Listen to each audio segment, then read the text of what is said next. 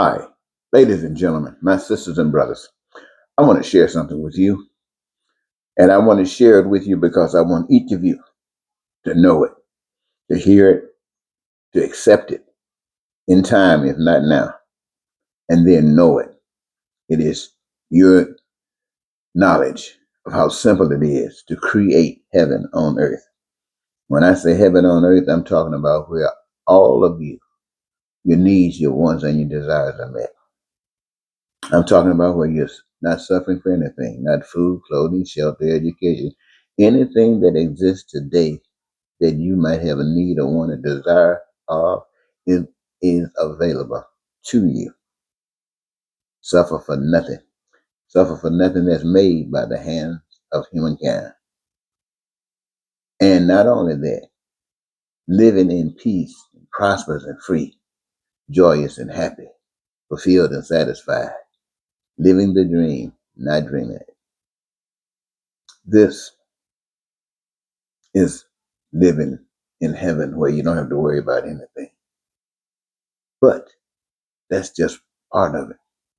The other part of it is that you have to accept a couple of things. One of the things that you have to accept is this, is that there is an invisible power over everything. We can't see that power only through exhibition, only through its creation, only through what has been put before us. That's how that power is recognized and identified. And so we live on an earth put here by that power. And none of us, we can come with all kind of systems as we have done in the past and claim any part of this land. This land is for us to utilize it, to do the things that we're doing on it. That's what it's for. But not under the system that it's being done under. Everything, my friends, was designed so that during these days and those days and now, in your bodies, during these times again, you can be experiencing heaven on earth. Now, everything that you've heard about the spirit world trying to give you some information, some of that stuff is true.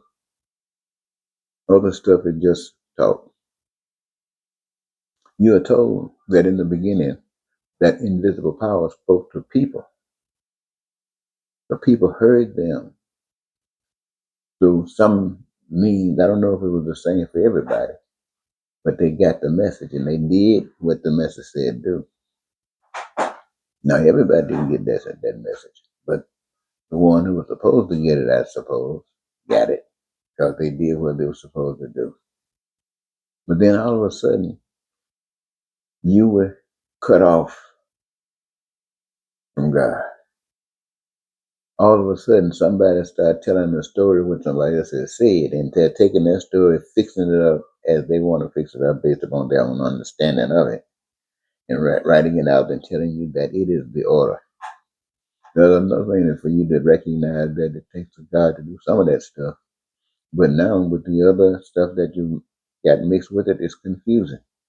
And so you're taking a chance either way you go. And for the most part, the benefit based upon the way the system is set up is to profit you if you take the wrong decision. You know, like getting hired because you're a liar or fired because you speak the truth, that kind of stuff. And so what I want you to know is that to recognize that God is the owner of everything and everything is that we have on this earth that we ever use. It's an inheritance to God's children, which represented by all of us.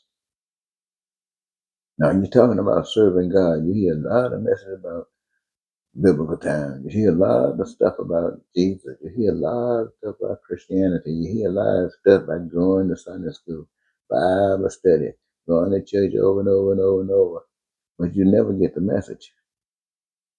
The message is to recognize God, to honor God, this invisible power that you can't see, but is made known to you through everything that is done So what does that say to you? That says to you the only way you can't see God, that you can honor God is by what you do. And what is the number one thing for you to do? Is to treat one another as God treats you. Treat one another as God treats you. Now that you can see that even invisible power can look down or look up or sideways or wherever it is and see that. So you can put all the other stuff aside. Reclaim the earth as belonging to all of the people on earth. It's it's the big house. It's the big house that all of God's children share. Share it. We can't own it. We share it. As long as you're at home with your mama, your parents, you don't own that house. You share it. As long as you're on this earth, you can create your own earth. You're sharing this earth. And understanding that when you're absent the understanding the Spirit of God, because God is not speaking to you, a lot of crazy things take place. Lying, cheating, stealing, killing, terror. Let me tell you, let me stop there for a minute. Let me give you an example of some of the crazy stuff that the world does. I heard Netanyahu being interviewed or making a statement somehow, and he was referencing the United States of America and at the same time saying that democracies were dwindling out. For some strange reason, this dictatorship, this narcissist crazy stuff is taking over. And the reason it's taking over is because it has no limit of what it'll do. And people don't want that done to them, so they give in. That's what he was saying, basically. So he was speaking in regards to the United States, that the United States is supposed to be one of the world's greatest power, superpower.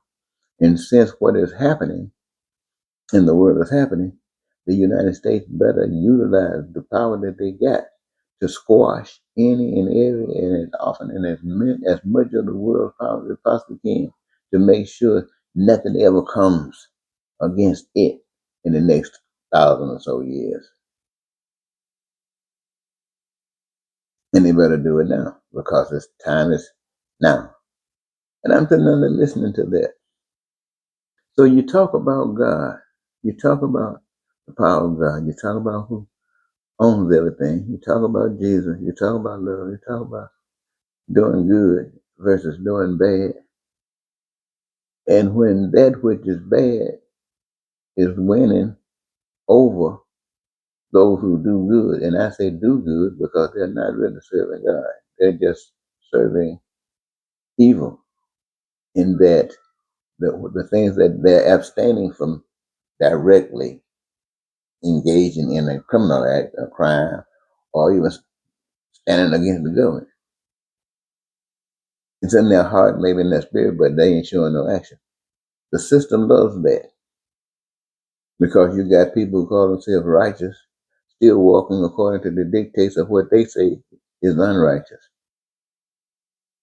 So doesn't matter how much you take your hands off the stealing and stuff like that, you're still supporting a system that allows it to be necessary for people to steal, for people to lose, for people to take over advantage.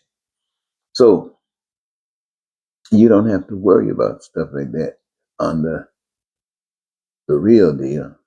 But this is what happens in the system that we're living under today.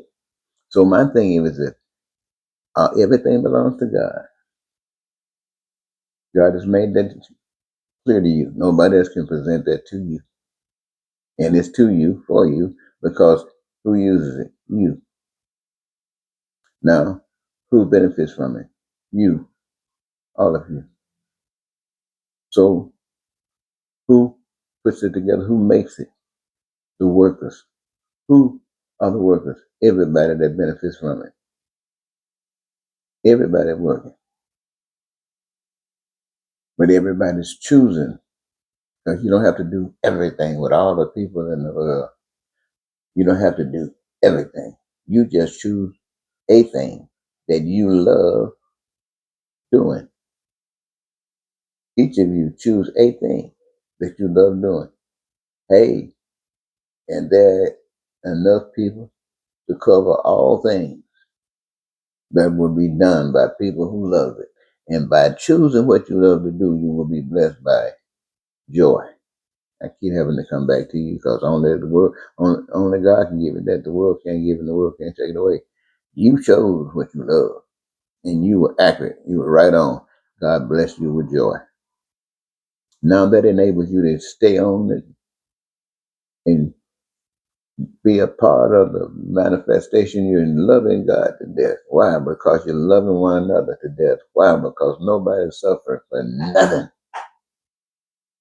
And your mind is open and creativity can blast through again. And we can start doing other magnificent things that God does through human beings that's listening to God.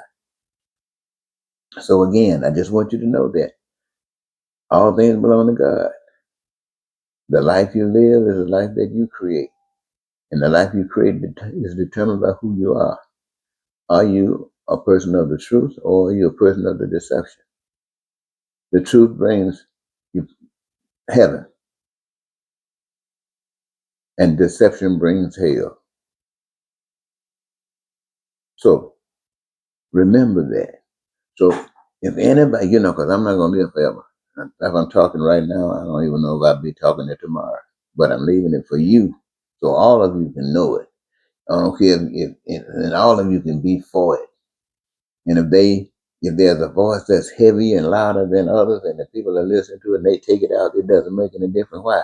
It makes difference because you hate to lose your brother. But when it comes down to what has to be done, every last one of you know it. And so you really don't need any leadership except what you come together and conclude as a group about what is to be done. The same way it's done today, except today they do it for money. Today is a hustle. But when you change and start responding to God as God has responded to you, it's no hustle, it's life. And if you go to church on Sunday, you go because you want to go. And it's not to introduce you and bring you closer to God or anything like that, because God is you. But it brings you closer to people who are experiencing God all the time, just like you. And you might just want to celebrate. Celebrate. Celebrate. Come together to celebrate. Anyway, did I leave out anything? And you set your system up. You're not worrying about putting people in jail, not forcing people. That's the way the system does things. The system start exposing its shortcomings, and rather than the people fixing the problem, they want to try to force people. They're not really trying to force people. They just send people in prison and utilizing them for other purposes. And they're not thinking about fixing the problem. No, they're utilizing it now. A tool of the system. Well, do you get it? Do I need to say more? Nah, I think you got it. So take care. All right. Goodbye for now.